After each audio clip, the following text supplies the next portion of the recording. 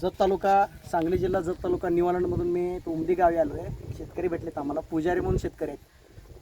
त्यांनी 2007ला निवालंडचा ट्रॅक्टर आणला आहे. 3630 प्लस म्हणून मॉडेल आहे. आता 2025 चालू आहे. अजून त्यांच्या शेतकऱ्याच्या दारात तो ट्रॅक्टर आहे.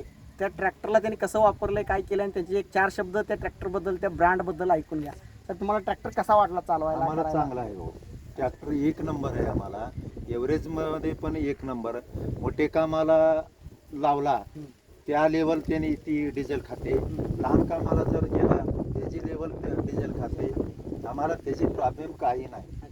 हां, तुम्ही 2007 पासून 2025 पर्यंत ट्रॅक्टरचं काय काय काम केलं? इंजिन काम केले का? नाही हो, इंजन काम नाही आणि वाल सेटिंग नाही हो. अजून एक वेळ भासपंप चुकी आपली हो. ती त्याचे टाकीचं वरचं कव्हर गेलं होता.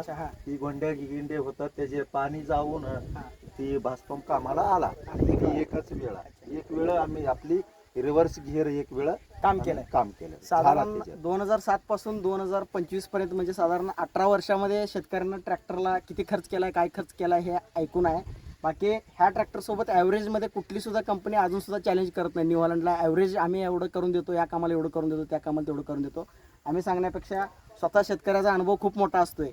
2007 पासून 2025 पर्यंत ट्रॅक्टरला एका सुद्धा ट्रॅक्टरनं माघार घालून नाही. कुठल्या सुद्धा शेतकऱ्यांना जा माघारी माझ्यात चाल म्हटलं नाही. तुम्ही शेतकऱ्याला विचारू शकताय कसा चालतो. मग अजून एक प्रश्न आहे साहेब.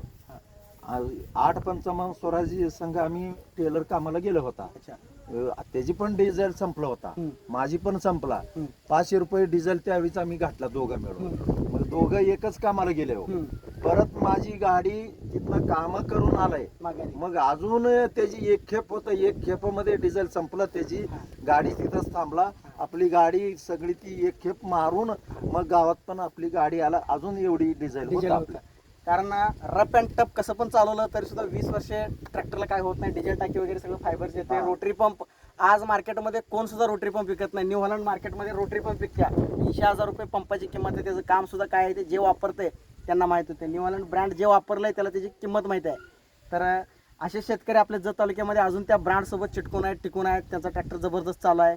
तर साहेब अजून सुद्धा ह्या वस्तूवर तुम्हाला कसं वाटतं? वस्तू चांगलं आहे हो. ही वस्तू आपली पाहुणाला पण तीच सांगायला गाडी घ्यायचं म्हणलं तरी हीच घ्यायचं. ठीक आहे sir. Zero maintenance. Zero maintenance. आज सुद्धा कंपनी 6 वर्ष वॉरंटी म्हणून द्यायला लागली. ट्रॅक्टरला काय झालं केलं म्हणजे होतच नाही हो. ऑइल बदली घेतली आपली टायमावर जर ऑइल बदली आम्ही करून घेतला, मेंटेनच नाही हो गाडी. ठीक आहे. असंच तुमचं सहकार्य कंपनीसोबत चालू राहू दे. कंपनीसोबत तुमच्या जुन्या लोकांसाठी काहीतरी स्पेशल आता ट्रॅक्टर हा साध्या स्टेअरिंगमध्ये आहे. कंपनी याला पॉवर स्टेअरिंग करून देण्याचा तुम्हाला प्रयत्न करणार आणि आम्ही तुमचं सर्व्हिस तुम्हाला सेवा द्यायला कटिबद्ध आहोत. धन्यवाद.